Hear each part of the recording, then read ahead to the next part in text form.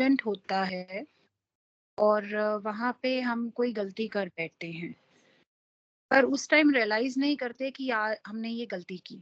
بعد میں ہمیں جب ریئلائزیشن ہوتی ہے تو ہم معافی بھی مانگتے ہیں اور پھر تھوڑے دن بعد سیم انسیڈنٹ ہمارے ساتھ ہوتا ہے.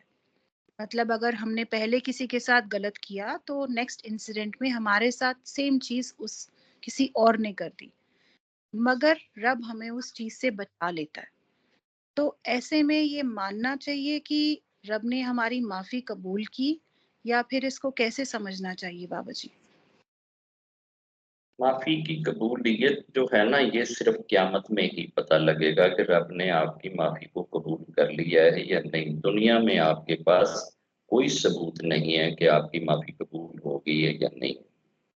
پرافٹ اور میسنجر کے زمانے میں تو رب وہی کر دیتے تھے، جبرائیل جی آ کے بتا دیتے تھے کہ فلاں بندے کی معافی رب کے دربار میں سویکار ہو گئی ہے.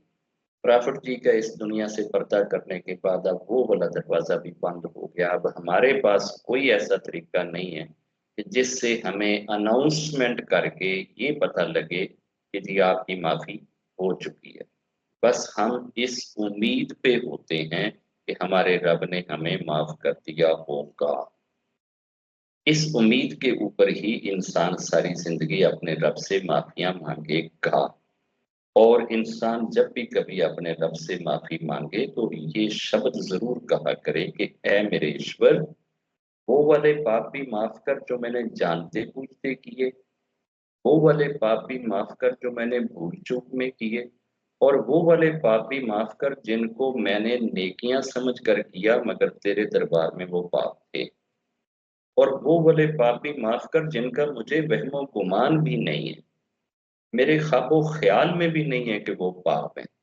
تو یہ پاپوں کی نا 4-5 جو کیٹاگریاں ہیں، ساری کیٹاگریوں کی رب سے معافی مانگا کریں.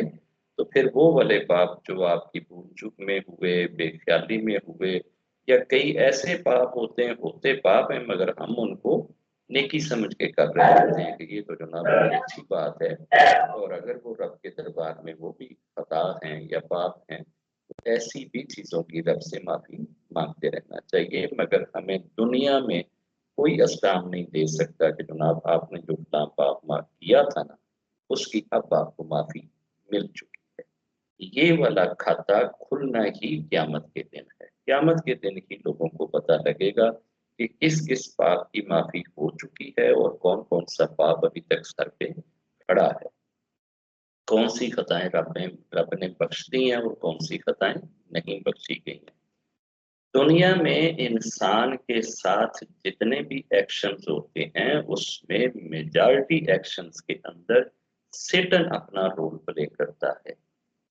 ہر ایکشن کو ہونے کے لیے اجازت رب دیتا ہے مگر ایکشنز کو مینج کون کر رہا ہے، پلان کون کر رہا ہے، وہ سیٹن پلان کرتا ہے. ہم نے اس کے اندر سیٹن کی چالوں کو بہت باریکی سے ڈھونڈنا بھی ہوتا ہے. مے بی کہ جو کچھ انسیڈنٹ کسی دوسرے کے ساتھ ہوا اب آپ کے ساتھ ہوا اور آپ نے اس انسیڈنٹ کی معافی مانگی تھی پھر بھی آپ کے ساتھ ویسا ہی ہو گیا. شاید یہ سیٹن یہ تھیٹر سجا رہا ہو تاکہ آپ اپنے ایشور سے ناراض ہوں، آپ اپنے ایشور سے ڈس اپوائنٹ ہوں کہ آپ نے تو معافی بھی مانگی تھی مگر ایشور نے آپ کو معافی نہیں کیا اور سیم سچویشن سے آپ کو بھی گزار دیا. یہ بھی وہ سیٹن مینج کر رہا ہو.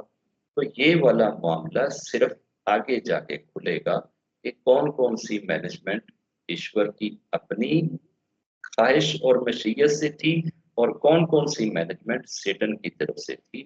الٹیمیٹ اس کے ہونے کا حکم یا اتھارٹی وہ رب ہی کی طرف سے آتا ہے. نیچے اس چیز کو مینج کر کے کوئی گناہ کتنے کماتا ہے یا نیکیاں کتنی کماتا ہے یہ انسان کا فیتھ اور نصیب. جے